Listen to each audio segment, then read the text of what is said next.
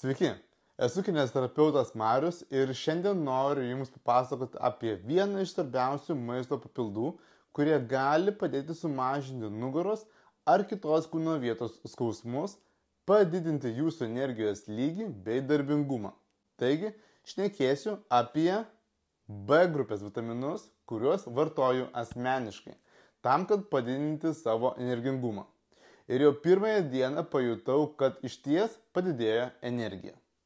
Taigi, B grupės vitaminai yra svarbus daugeliu aspektų, kai skauda nugarą, nes jie atlieka svarbų vaidmenį nervų sistemos funkcijoje ir energijos apykaitoje. Ypač reikšmingi yra šie vitaminai. Vitaminas B1, tiaminas, padeda palaikyti sveiką nervų sistemą ir energijos gamybą. Tai gali būti naudinga nugaros skausmo atveju, ypač jei skausmą sukelia nervų pažeidimai ar uždegimai. Vitaminas B6, piridoksinas, padeda sumažinti uždegimą ir palaikyti nervų sistemos funkciją.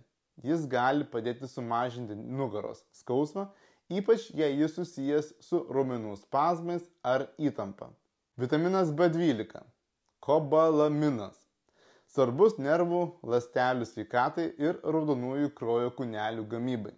Trūkumas gali sukelti neurologinius simptomus, tokius kaip tirpimas ar skausmas, kurie gali pasireikšti nugaros srityje. Folio rūgštis, tai yra vitaminas B9, taip pat svarbi nervų sistemos sveikatai ir gali padėti sumažinti uždegimą.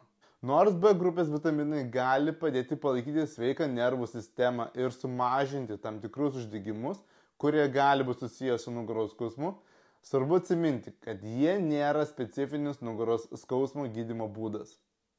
Dėl konkrečių gydymo būdų ir vitaminų vartojimo visada verta pasitarti su gydytoju arba mitybos specialistu. Tai tiek.